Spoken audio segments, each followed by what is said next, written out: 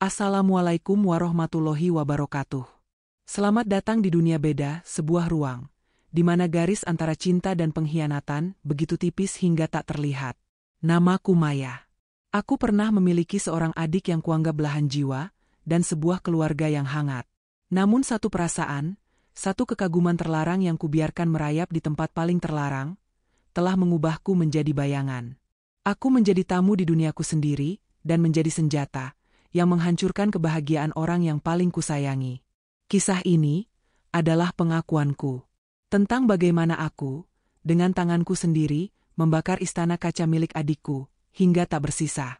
Namun sebelumnya bagi yang beragama Islam saya sarankan untuk menuliskan sholawat Nabi Muhammad, agar kelak sholawat ini menjadi saksi untuk mendapat syafaat di akhirat. Like dan subscribe ke channel ini sangat membantu menambah wawasan, dan membantu kami membuat cerita baru yang menghibur. Semuanya dimulai di malam yang seharusnya sempurna. Malam ulang tahun adikku, Rina, yang ke-28. Rumah megah mereka di kawasan barat Surabaya itu, berdengung oleh alunan musik dan gelak tawa. Lampu-lampu taman berkelip seperti bintang buatan, memantulkan sinarnya di permukaan kolam renang yang tenang. Aroma daging panggang dari halaman belakang, bercampur dengan wangi parfum mahal yang menguar dari para tamu. Dari luar, segalanya tampak tanpa celah. Sebuah potret keluarga bahagia yang akan membuat iri siapapun yang melihatnya. Dan di sanalah aku, berdiri di ambang pintu dapur yang sibuk. Menjadi penonton sekaligus sutradara tak terlihat dari semua kemeriahan ini. Mataku mengawasi Rina. Dia adalah mataharinya. Gaun sutra berwarna zamrud yang ia kenakan, seolah menari setiap kali ia bergerak. Senyumnya tak pernah pudar, terutama saat puluhan kamera ponsel terarah padanya. Ia berpindah dari satu kelompok teman ke kelompok lainnya, memeluk, tertawa, lalu dengan cepat jarinya menari di layar, mengunggah momen itu ke media sosial. Dia sibuk, begitu sibuk memamerkan kebahagiaannya, hingga aku sering bertanya dalam hati, apakah dia benar-benar sempat merasakannya. Kak Maya, itu es batunya habis di bar minuman. Suara asisten rumah tangga Rina membuyarkan lamunanku. Aku tersentak pelan, lalu mengangguk dengan senyum yang kupaksakan. Oh, iya Mbok, ini aku ambilkan lagi. Inilah peranku. Inilah tempatku. Di balik panggung gemerlap ini. Kakak yang baik, yang memastikan dunia adiknya yang sempurna, tetap berputar pada porosnya. Aku berjalan membawa sekotak es batu, melewati kerumunan. Sapaan basa-basi menghampiriku. Halo Kak Maya? Wah, kakak idaman banget, sih. Aku hanya tersenyum. Mereka tidak tahu bahwa di balik senyum ini, ada sebuah ruang kosong yang begitu luas, begitu sunyi. Saat itulah mata kami bertemu. Mata Bima, suami adikku. Dia berdiri tak jauh dariku, berbincang dengan beberapa rekan kerjanya. Dia tersenyum padaku, dan senyum itu terasa berbeda. Bukan sekadar senyum ramah seorang ipar. Senyum itu terasa seperti sebuah pengakuan, sebuah pesan rahasia yang hanya bisa ku mengerti. Seolah dia berkata, di tengah semua kepalsuan ini, aku melihatmu. Aku bergegas kembali ke dapur, jantungku berdetak tak karuan. Aku menuang segelas air dingin, mencoba menenangkan debaran di dada. Aku punya segalanya. Karir bagus sebagai manajer di sebuah perusahaan farmasi di Sidoarjo, apartemen, mobil, tapi semua itu terasa seperti hiasan di sebuah rumah kosong. Setiap kali melihat kebahagiaan Rina, kebahagiaan yang menyertakan Bima di dalamnya, aku merasa semakin kerdil. Maya. Suara Bima yang rendah dan berat tepat di sampingku, membuatku nyaris menjatuhkan gelas. Bima, perlu sesuatu? Aku berusaha terdengar biasa saja, sambil memunggungi keramaian. Dia tidak langsung menjawab. Wajahnya tampak lelah di bawah cahaya lampu dapur yang terang. Matanya menatapku lekat. Aku cuma mau bilang terima kasih, ucapnya pelan. Semua ini, kalau bukan karena kamu, pasti berantakan. Rina itu jago punya ide, tapi yang mengeksekusinya sampai sempurna selalu kamu. Pipiku menghangat. Aku menunduk, pura-pura membersihkan noda air di meja. Rina kan adikku, Bim. Sudah seharusnya. Bukan cuma itu. Tiba-tiba, aku merasakan sentuhan hangat di punggung tanganku. Tangannya menutupi tanganku yang ada di atas meja. Begitu singkat, tapi cukup untuk mengirimkan getaran aneh ke seluruh tubuhku. Kamu tulus. Aku bisa merasakannya. Terima kasih. Dia menarik tangannya, tersenyum sekali lagi, lalu berbalik pergi. Meninggalkanku yang membeku, dengan jejak hangatnya yang masih membekas. Aku begitu naif, begitu haus akan perhatian, hingga aku tidak sadar air yang ia tawarkan bukanlah penawar dahaga, melainkan racun manis yang akan membunuhku perlahan. Pesta berakhir larut malam. Rumah kembali sunyi, menyisakan kekacauan. Aku masih di sana, membantu membereskan sisa-sisa pesta. Rina sudah terkulai di sofa, tertidur dengan ponsel yang masih tergenggam di tangannya. Kelelahan setelah menjadi bintang selama berjam-jam. Aku baru saja akan pamit pulang ketika Bima menahanku. Jangan pulang dulu, Mei. Temenin aku duduk di teras sebentar. Kami berakhir duduk di kursi rotan di tepi kolam renang. Hanya suara gemericik air dan desau angin malam Surabaya yang menemani kami. Keheningan ini terasa begitu kontras dengan keriuhan beberapa jam sebelumnya. Kadang, Bima memecah keheningan, suaranya terdengar berat dan penuh beban. Aku merasa, aku ini cuma tamu di rumahku sendiri. Aku terdiam, seluruh tubuhku menegang. Dia tertawa kecil, tawa yang terdengar getir. Lucu, ya? Dikelilingi banyak orang, tapi rasanya sendirian. Rina, dia punya dunianya sendiri. Aku ikut bahagia, tentu saja. Alhamdulillah. Tapi aku rindu bisa bicara tanpa filter. Bicara tentang hal-hal yang nyata, bukan cuma untuk konten. Dia berhenti sejenak, lalu menoleh padaku. Tatapannya menusuk, dalam, dan penuh kerapuhan. Aku rindu bisa bicara seperti ini. Sama kamu. Alarm di kepalaku berbunyi nyaring. Peringatan bahaya. Ini salah. Ini adalah tanah terlarang. Tapi suara hatiku yang lain, suara yang merindukan koneksi dan pemahaman, membungkam alarm itu. Dia mencintaimu, Bim. Hanya itu yang bisa keluar dari mulutku. Aku tahu, potongnya. Tapi dicintai dan dimengerti itu dua hal yang berbeda, kan? Malam ini, di tengah pestanya sendiri, aku justru merasa paling dimengerti oleh kakak iparku. Dia menatapku lurus, menarikku semakin dalam kepusaran kesedihannya yang tampak nyata. Malam itu, di bawah langit Surabaya yang kelam, aku membiarkan diriku percaya pada ilusi itu. Aku membiarkan hatiku berbisik, bahwa mungkin akulah yang bisa menyelamatkannya. Aku tidak tahu bahwa itu adalah langkah pertamaku, menuju jurang kehancuran yang kubangun dengan tanganku sendiri. Beberapa hari berlalu setelah pesta itu. Aku berusaha keras meyakinkan diriku sendiri, bahwa percakapan di teras belakang itu tidak berarti apa-apa. Bima hanya lelah. Dia hanya butuh teman bicara sesaat, dan kebetulan aku ada di sana. Itu saja. Aku mengulang-ulang kalimat itu seperti mantra, mencoba menghapus jejak hangat tatapannya dan gema suaranya yang berat dari kepalaku. Aku menyibukkan diri dengan pekerjaan di Sidoarjo, pulang larut malam ke apartemenku yang sepi, dan mencoba menata kembali duniaku yang tenang dan membosankan. Lalu, pada suatu malam Kamis, saat aku baru saja akan memejamkan mata, ponselku bergetar di atas nakas. Sebuah pesan masuk. Dari nomor yang tidak kusimpan, tapi sangat kukenali. Dari Bima. Jantungku serasa berhenti berdetak selama beberapa detik, sebelum akhirnya berpacu seperti kuda lepas kendali. Tanganku gemetar saat meraih ponsel itu. Haruskah kubuka? Atau kuabaikan saja? Logikaku berteriak untuk mengabaikannya. Tapi hatiku yang kesepian berkhianat. Kubuka pesan itu. Isinya singkat. Maaf ganggu malam-malam, Mei. Cuma mau tanya, Rina ada telepon kamu? Seharian ini susah banget dihubungi. Jemariku terasa kaku saat mengetik balasan. Gak ada, Bim. Mungkin dia lagi sibuk. Coba aja telepon lagi nanti. Itu seharusnya menjadi akhir dari percakapan.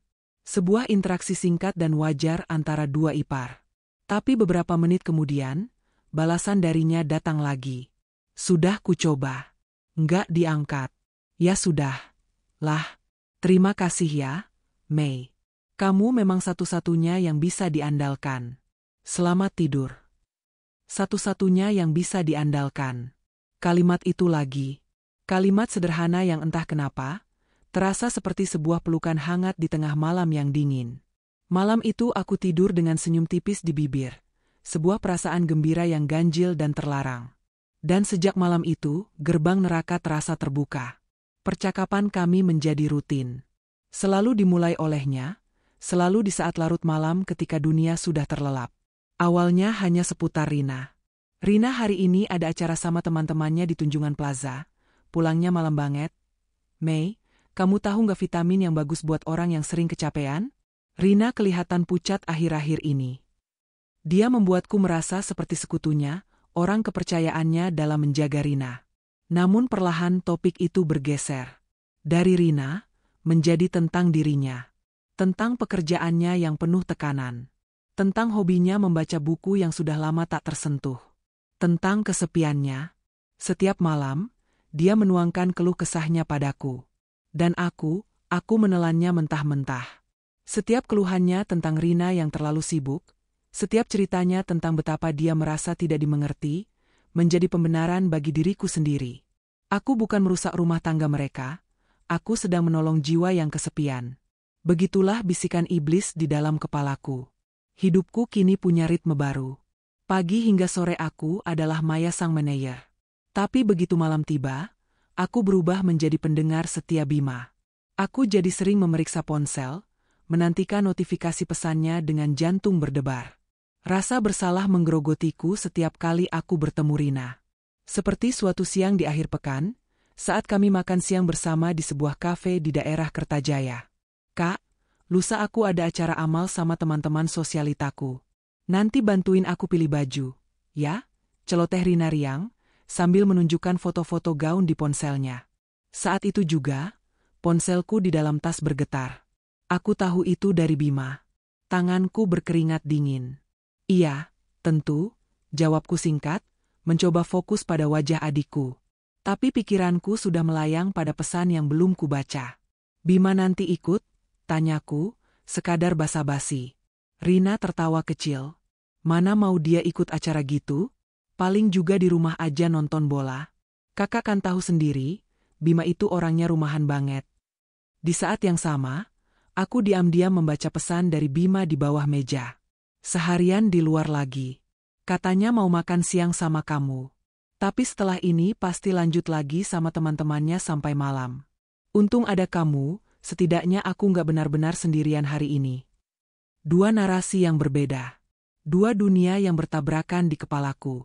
Dan aku memilih untuk mempercayai narasi yang membuatku merasa istimewa. Puncaknya adalah suatu sore hari kerja. Aku sedang menikmati kopi sendirian di sebuah kedai kopi di dalam Grand City Mall setelah bertemu klien, ketika seseorang menepuk bahuku. Bima. Dia tersenyum, seolah ini adalah sebuah kebetulan yang paling indah di dunia. Padahal aku tahu, aku sempat menyebutkan nama kedai kopi ini dalam percakapan kami semalam. Maya? Sendirian aja? Sapanya ramah. Bima. Iya, baru selesai meeting. Kamu ngapain di sini? Biasa, jawabnya sambil duduk di kursi di hadapanku tanpa diundang. Harusnya janjian sama Rina. Tapi tiba-tiba dia batalin, katanya ada janji mendadak sama temannya. Ya sudah, daripada langsung pulang. Lagi-lagi, cerita yang sama. Rina yang sibuk, dan dia yang ditinggalkan. Kami mengobrol. Dan percakapan tatap muka terasa 100 kali lebih intens daripada lewat pesan teks. Tatapan matanya, cara dia mencondongkan tubuhnya saat aku bicara, senyumnya yang tertuju hanya untukku. Semua terasa begitu nyata, begitu memabukkan. Aku serius, Mei, katanya di tengah obrolan kami, suaranya dalam. Ngobrol sama kamu itu beda. Aku bisa jadi diriku sendiri. Nggak perlu pura-pura. Tangannya terulur di atas meja, seolah ingin meraih tanganku. Tapi dia berhenti, menariknya kembali sesaat sebelum jari kami bersentuhan. Gerakan kecil itu, gerakan ragu-ragu itu, mengirimkan gelombang panas ke seluruh tubuhku. Dia menginginkanku, tapi dia menahan diri. Begitulah pikiranku saat itu. Saat kami berpisah di lobi mal, aku merasa seperti melayang. Perasaan bersalah itu masih ada, tentu saja. Tapi kini ia tertimbun jauh di bawah perasaan gembira, karena merasa dipilih dan dimengerti. Aku tahu permainan ini sangat berbahaya. Aku tahu aku sedang berjalan di atas lapisan es yang sangat tipis. Tapi aku tidak bisa, atau lebih tepatnya, tidak mau berhenti. Setiap hari, aku merasa semakin jauh berenang ke tengah lautan yang gelap, dan aku mulai lupa bahwa aku tidak tahu caranya untuk kembali ke daratan. Bulan-bulan berikutnya, aku hidup di dua dunia yang saling bertolak belakang. Siang hari, aku adalah Maya, sang kakak ipar yang baik, yang sesekali datang ke rumah Rina di Surabaya untuk makan malam atau sekadar mengobrol. Kami tertawa, kami berbagi cerita, sama seperti dulu. Tapi setiap tawa yang keluar dari mulutku terasa seperti kebohongan.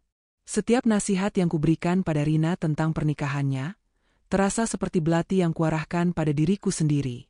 Dunia keduaku dimulai saat malam tiba. Dunia rahasia yang hanya ada di layar ponselku. Di dunia itu, aku adalah segalanya bagi Bima. Tempatnya berkeluh kesah, sumber kekuatannya, satu-satunya orang yang benar-benar memahaminya. Dia melukis sebuah dunia fantasi untukku, sebuah masa depan di mana kami bisa bersama. Sabar sedikit lagi, ya, sayang, tulisnya di suatu malam. Aku sedang mencari waktu yang tepat. Aku tidak mau menyakiti Rina terlalu dalam. Sayang, dia mulai memanggilku seperti itu. Dan kata sederhana itu, terasa seperti narkotika paling adiktif. Rasa bersalahku tidak pernah hilang. Ia selalu ada, menggerogoti hatiku seperti kanker. Tapi candu dari perhatian Bima selalu lebih kuat. Aku membenarkan perbuatanku dengan keyakinan bahwa aku sedang menunggu sebuah akhir yang bahagia. Bahwa pengorbanan perasaan Rina adalah harga yang harus dibayar demi kebahagiaan dua orang yang seharusnya bersama. Betapa bodohnya aku saat itu. Titik baliknya datang di suatu hari Minggu yang mendung. Aku mendapat telepon dari Bima, suaranya panik. Mei, bisa tolong ke rumah?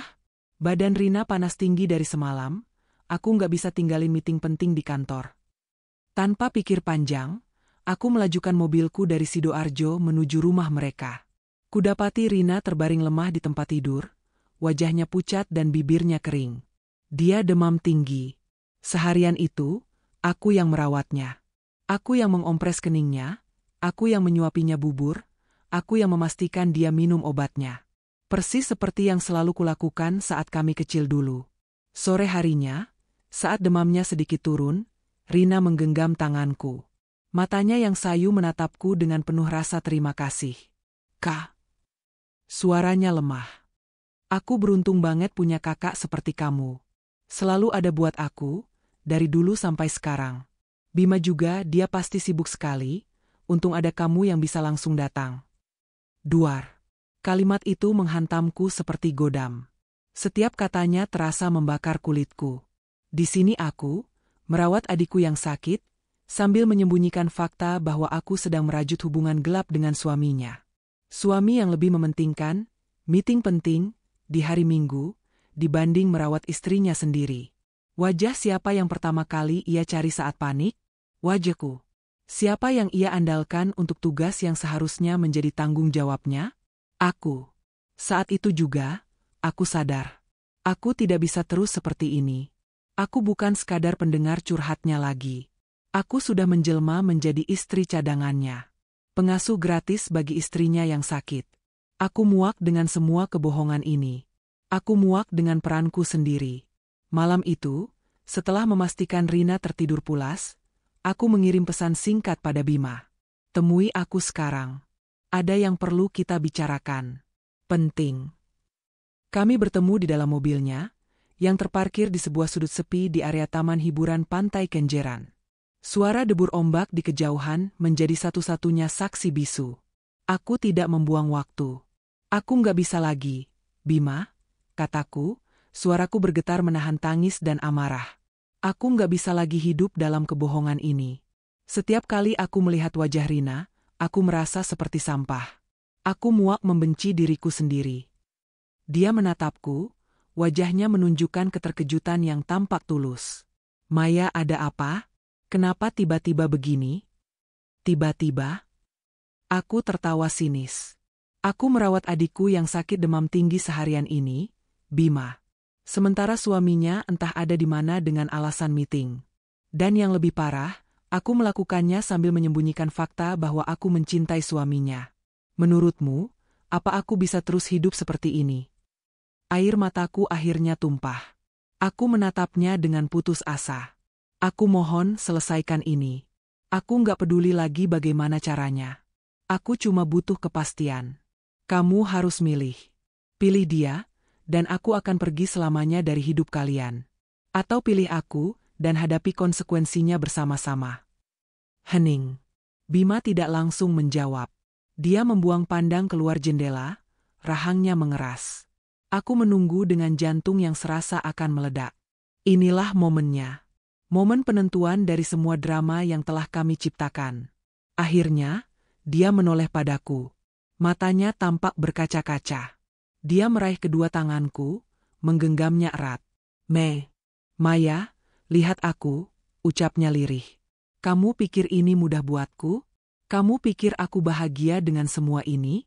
Setiap hari aku tersiksa, harus berpura-pura di depan Rina, sementara hatiku ada sama kamu.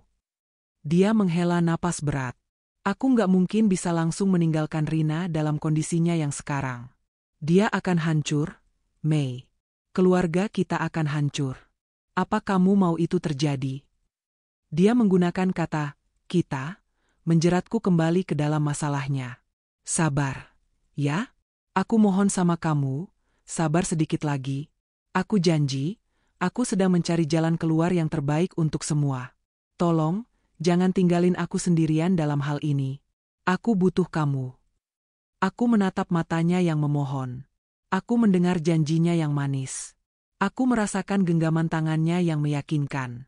Logikaku tahu, dia tidak memberikan jawaban apa-apa. Dia hanya mengulur waktu.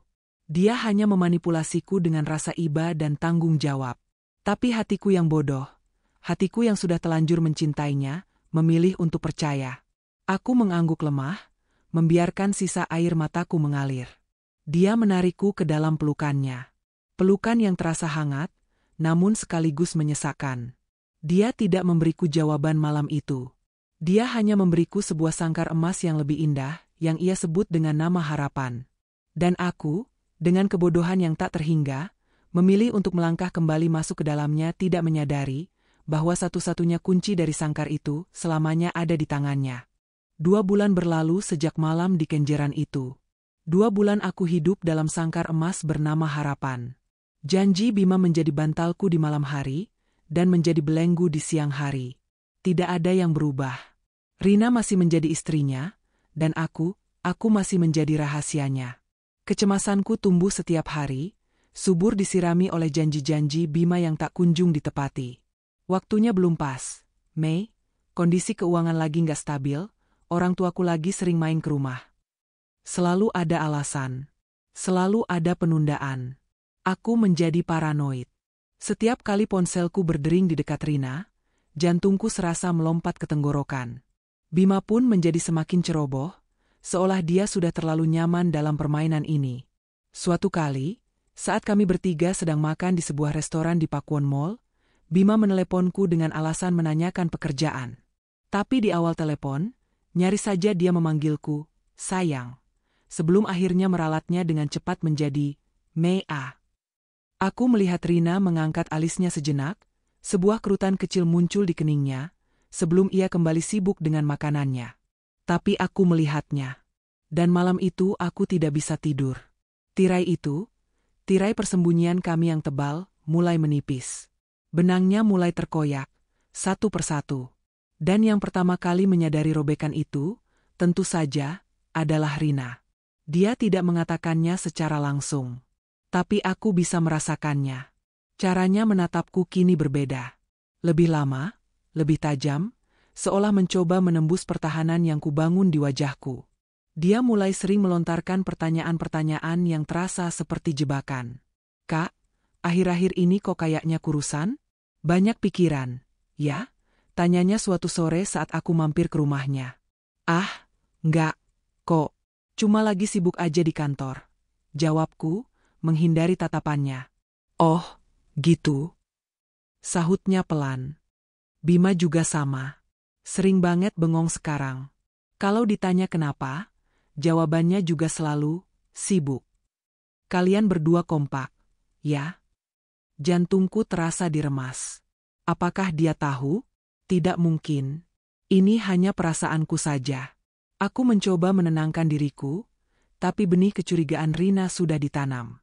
Dan aku tahu, adikku adalah tipe orang yang akan menyirami benih itu hingga tumbuh besar dan berakar kuat. Dia mulai mengamati Bima. Aku bisa melihatnya dengan jelas. Saat Bima menerima telepon dan sedikit menjauh, mata Rina akan mengikutinya. Saat Bima tersenyum sendiri melihat layar ponselnya, Rina akan bertanya dengan nada santai yang dibuat-buat, "Lagi lihat apa, sih? Kok senyum-senyum sendiri?" Ketegangan di rumah mereka bisa kurasakan bahkan dari apartemenku di Sidoarjo. Bima menceritakannya lewat pesan. Rina jadi lebih posesif sekarang. Nanyain aku terus ada di mana, sama siapa. Kayaknya dia mulai curiga, deh. Kita harus lebih hati-hati. Kalimatnya membuatku panik. Tapi alih-alih berhenti, kami justru semakin nekat. Kami merasa seperti dua buronan yang sedang melarikan diri, dan bahaya itu, entah kenapa, membuat hubungan terlarang ini terasa semakin mendebarkan. Kami semakin pintar menyembunyikan jejak, menggunakan aplikasi pesan rahasia, dan bertemu di tempat-tempat yang tak terduga. Kami pikir kami selangkah lebih maju darinya. Kami salah besar. Malam itu adalah malam penentuan. Aku tidak ada di sana, tapi Bima menceritakan setiap detiknya padaku keesokan harinya, dengan suara bergetar penuh kepanikan. Dan dari ceritanya, aku bisa membayangkan semuanya dengan begitu jelas, seolah aku duduk di ruangan yang sama. Malam itu adalah malam Jumat biasa. Mereka sedang bersantai di ruang keluarga setelah makan malam. Rina menonton serial drama favoritnya, dan Bima sibuk membalas email pekerjaan di laptopnya, atau begitulah yang terlihat dari luar. Kenyataannya, dia sedang bertukar pesan denganku. Tiba-tiba, Rina mengeluh. "Yah, ponselku mati total. Lupa di-charge dari tadi. Pinjam ponselmu sebentar, dong, Yang. Mau telepon Mami, ada yang mau ditanyain." Dunia seakan berhenti berputar. Bima membeku. Di layar ponselnya yang menyala, terpampang jelas percakapan terakhirnya denganku. Sebuah kalimat manja yang baru saja kukirim. "Besok jadikan kita makan siang? Kangen." "Buru-buru banget, ya?" tanya Bima, mencoba mengulur waktu, tangannya panik berusaha menutup aplikasi pesan. Tapi gerakannya yang sedikit gugup itu, justru menyalakan alarm di kepala Rina. "Kenapa emang?" "Sebentar doang, kok," kata Rina, sambil mengulurkan tangannya. Tatapannya berubah, dari santai menjadi tajam dan penuh selidik. Dengan tangan gemetar, Bima menyerahkan ponselnya. Tidak ada pilihan lain. Menolak hanya akan membuatnya semakin curiga. Dia hanya bisa berdoa pada Allah, berharap Rina akan langsung membuka menu telepon dan tidak melihat hal lain. Rina mengambil ponsel itu. Jarinya dengan cepat membuka kunci, yang polanya sudah ia hafal di luar kepala. Dan di sanalah, takdir memilih untuk membuka semua kartunya. Aplikasi pesan kami masih terbuka di layar. Paling atas, namaku, Maya Ipar. Dan di bawahnya, ada deretan kalimat yang merangkum semua pengkhianatan kami. "Sayang, jangan lupa besok. Aku juga kangen sama kamu. Sabar ya, bidadariku." Dia nggak akan curiga. Tenang aja. Aku hitung hari sampai kita bisa benar-benar bersama, Mei. Aku bisa membayangkannya. Aku bisa membayangkan keheningan yang mencekam di ruangan itu. Aku bisa membayangkan tangan Rina yang mulai bergetar saat matanya membaca kalimat demi kalimat. Wajahnya yang perlahan kehilangan warna. Matanya yang indah, yang biasanya berbinar penuh tawa, kini melebar karena syok dan rasa sakit yang tak terhingga. Napasnya tercekat di tenggorokan. Dia mengangkat wajahnya, menatap Bima yang sudah pucat pasi seperti mayat. Dia tidak berteriak. Dia tidak menangis. Tidak saat itu. Dia hanya menatap suaminya, dengan tatapan kosong yang menyimpan kehancuran sebuah alam semesta. Dan di sanalah aku melihatnya dalam imajinasiku, detik di mana dunia adikku, yang pernah kubantu bangun dengan tanganku, hancur lebur menjadi serpihan debu, juga karena ulah tanganku. Tirai itu, kini telah robek seluruhnya. Panggilan telepon itu datang tepat pukul 10 malam. Aku baru saja selesai membersihkan diri dan bersiap untuk tidur, ketika nama Bima muncul di layar ponselku. Bukan dengan getaran pesan rahasia, tapi dengan dering panggilan yang nyaring dan memekakkan telinga. Aku mengangkatnya dengan perasaan tidak enak. "Halo?" Dia tahu. Hanya dua kata itu yang keluar dari mulut Bima. Tapi suaranya bergetar, tercekat, penuh kepanikan yang luar biasa. "Rina tahu semuanya, Mei. Dia baca semua pesan kita. Dia mau kamu kesini. Sekarang juga."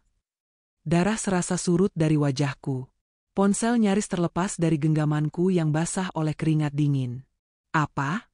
Bagaimana bisa? Aku nggak bisa jelasin sekarang. Cepat kesini. Aku mohon." Klik. Telepon ditutup. Aku terduduk lemas di tepi tempat tidur. Napasku memburu. Ini akhirnya terjadi. Momen yang paling kutakutkan. Kiamat kecilku telah tiba. Entah kekuatan dari mana yang kumiliki, aku berhasil meraih kunci mobil dan menyambar kardigan.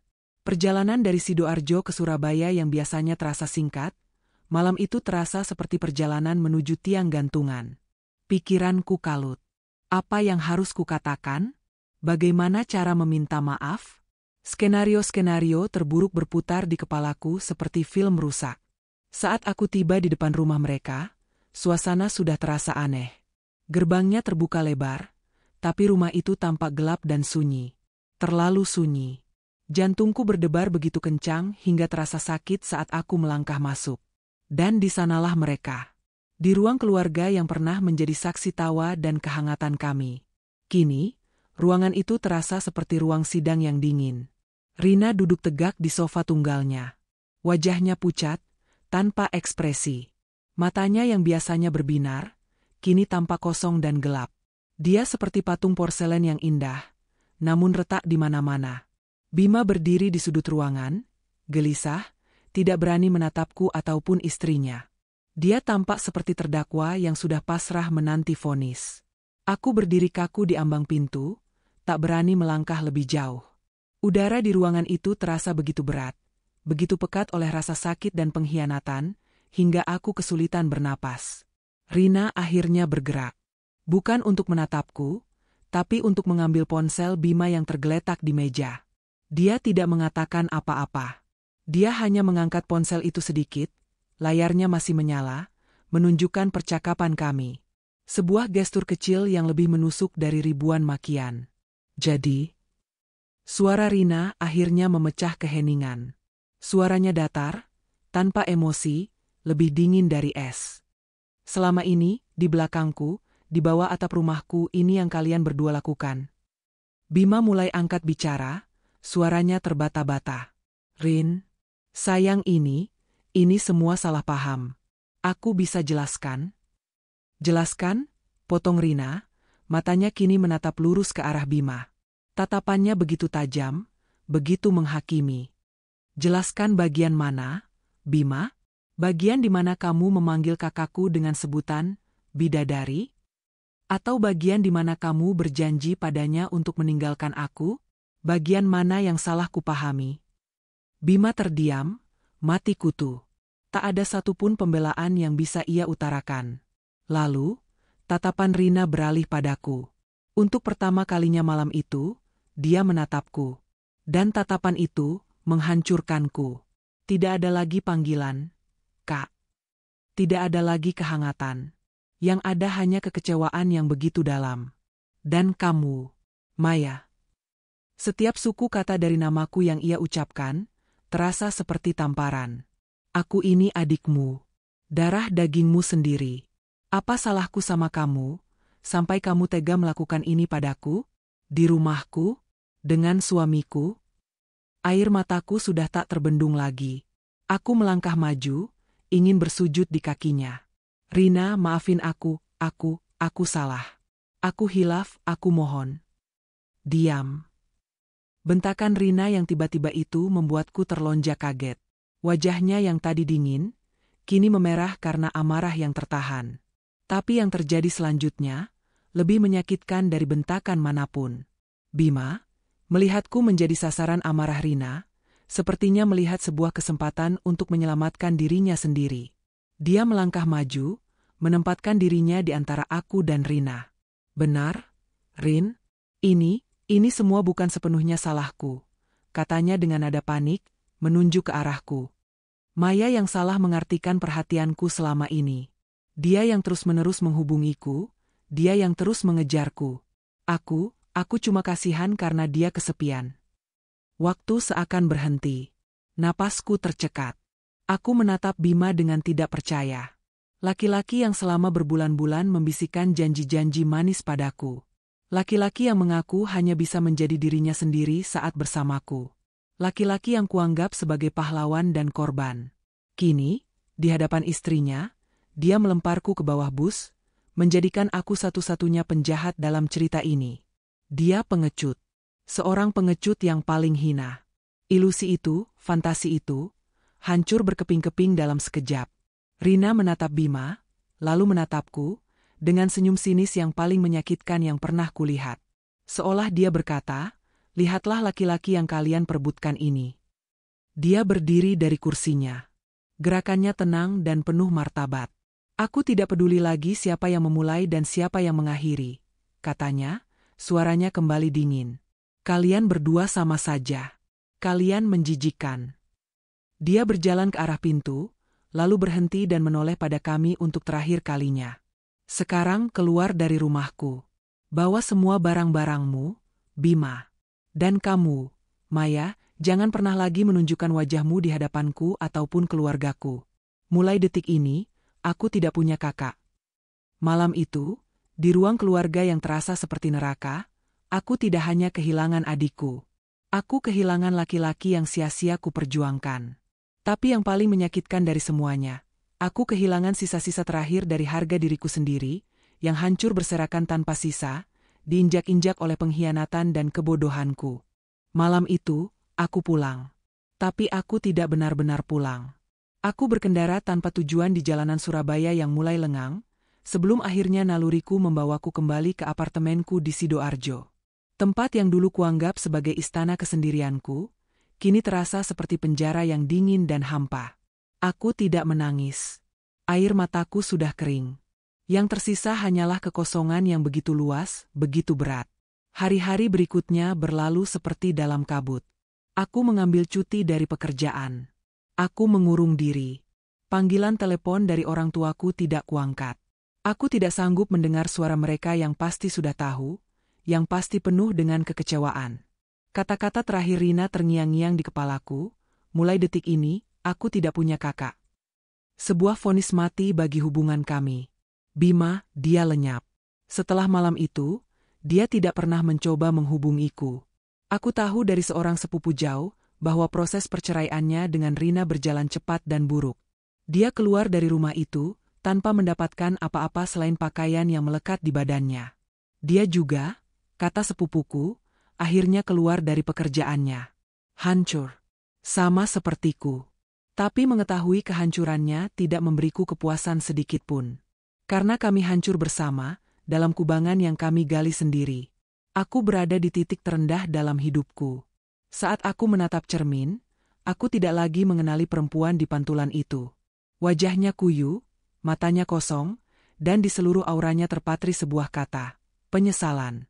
Inilah aku. Inilah hasil dari membiarkan perasaan terlarang tumbuh dan membenarkan setiap kebohongan. Aku menjadi seperti ini. 1 tahun kemudian, waktu adalah penyembuh yang aneh. Dia tidak menghapus luka, tapi dia menumbuhkan lapisan kulit baru di atasnya. Bekasnya tetap ada, selamanya. Tapi setidaknya, lukanya tidak lagi menganga. Aku tidak lagi menangis setiap malam. Aku sudah kembali bekerja, menyibukkan diri hingga kelelahan, agar tidak ada ruang tersisa untuk melamun. Aku mulai menata kembali puing-puing hidupku, satu persatu. Belajar untuk memaafkan diriku sendiri adalah bagian yang paling sulit. Suatu sore, saat aku sedang bersantai di apartemen, sebuah panggilan masuk dari nomor yang tidak dikenal. Ragu-ragu, aku mengangkatnya. "Halo?" Hening sejenak. Lalu sebuah suara yang hampir kulupakan, menyapaku. "Maya." Itu suara Bima. Terdengar serak dan kalah. Jantungku berdebar, bukan karena rindu, tapi karena sebuah refleks trauma. Ini aku, Bima, lanjutnya. Bagaimana kabarmu? Mau apa kamu? Tanyaku, suaraku dingin dan datar. Terdengar helaan napas berat darinya. Aku cuma mau bilang, aku minta maaf. Semua yang terjadi malam itu, aku panik. Aku salah. Seharusnya aku nggak menyalahkanmu. Dia berhenti sejenak. Aku kacau, Mei. Setelah semua ini, aku sadar cuma kamu yang benar-benar peduli padaku. Bisakah kita bertemu? Sebentar saja. Kita mulai lagi dari awal, ya? Aku terdiam. Setahun yang lalu, kalimat itu adalah doa yang paling kuinginkan. Tapi sekarang, mendengarnya terasa begitu menyedihkan. Begitu hina. Dia tidak berubah. Dia masih laki-laki egois yang mencari penyelamat saat dia tenggelam. Dia tidak datang karena cinta. Dia datang karena dia kesepian. Dengan tenang, aku menjawab, "Tidak, Bima." "Tapi, Mei." "Cukup," potongku, kali ini dengan ketegasan yang bahkan mengejutkan diriku sendiri. Dulu aku memang bodoh. Tapi aku tidak sebodoh itu untuk masuk ke lubang yang sama 2 kali. Jangan pernah hubungi aku lagi. Tanpa menunggu jawabannya, kututup telepon itu. Jariku bergerak di layar, membuka kontak, dan dengan satu sentuhan aku memblokir nomornya. Sebuah tindakan kecil, tapi rasanya seperti aku baru saja melepaskan sebuah rantai besi yang membelenggu kakiku selama ini. Aku bebas. Beberapa minggu setelah itu, takdir memperlihatkan sebuah adegan penutup untukku. Aku sedang ada urusan di sebuah mal di Surabaya Timur. Saat sedang menunggu pesanan kopi, mataku tanpa sengaja menangkap sosok yang kukenali di seberang lobi. Rina. Dia tidak sendiri. Dia sedang tertawa bersama 2 orang temannya. Tawanya lepas, renyah, dan begitu tulus. Rambutnya dipotong lebih pendek, membuatnya terlihat lebih segar dan dewasa. Dia mengenakan pakaian kasual yang simpel, tapi dia tampak bersinar dari dalam. Dia terlihat bahagia. Dia terlihat kuat. Dia selamat dari badai yang kuhadirkan dalam hidupnya, dan kini ia berlayar di lautan yang lebih tenang. Mata kami bertemu selama sepersekian detik. Dia melihatku. Aku melihatnya. Tidak ada senyum. Tidak ada lambaian. Tapi di matanya, aku tidak lagi melihat kebencian. Aku hanya melihat kekosongan. Sebuah pengakuan bahwa kita pernah menjadi bagian dari hidup satu sama lain, tapi bab itu telah ditutup rapat-rapat, selamanya. Dia berbalik, dan kembali melanjutkan tawanya bersama teman-temannya. Dan aku hanya bisa menatap punggungnya yang menjauh. Ada rasa sakit, tentu saja. Rasa sakit karena kehilangan yang tak akan pernah bisa kembali. Tapi di balik rasa sakit itu, ada juga secercah rasa syukur. Syukur karena dia berhasil menemukan kembali cahayanya. Aku mengambil kopiku, lalu berjalan keluar dari mal. Aku tidak tahu apa yang akan terjadi di masa depan. Aku tidak tahu apakah aku akan menemukan kebahagiaan lagi. Tapi satu hal yang pasti, malam itu aku mungkin kehilangan segalanya. Tapi hari ini, aku telah menemukan kembali diriku sendiri. Dan itu, sudah lebih dari cukup untuk memulai segalanya dari awal. Tama. Kisah Maya, Rina, dan Bima adalah cerminan pahit tentang bagaimana sebuah perasaan yang tidak ditempatkan pada tempatnya, bisa menghancurkan segalanya. Terima kasih dan dukungan Anda. Cerita ini pun sampai pada akhirnya. Terima kasih sudah menyimak hingga selesai. Setiap cerita memiliki banyak sisi dan sudut pandang. Bagaimana pendapat kalian tentang akhir dari kisah ini? Apakah menurut kalian Maya pantas mendapatkan kedamaian? Dan pelajaran berharga apa yang bisa kalian ambil dari kerumitan hubungan mereka bertiga? Tuliskan pendapat dan pelajaran yang bisa kalian petik di kolom komentar di bawah. Jika kalian menyukai cerita yang baru saja kalian dengarkan, dan merasa terhibur atau mendapat wawasan baru, dukungan kalian akan sangat berarti bagi kami. Jangan lupa untuk menekan tombol like, dan subscribe channel Dunia Beda agar kalian tidak ketinggalan cerita-cerita baru lainnya yang akan kami sajikan. Sampai jumpa di cerita berikutnya. Wassalamualaikum warahmatullahi wabarakatuh.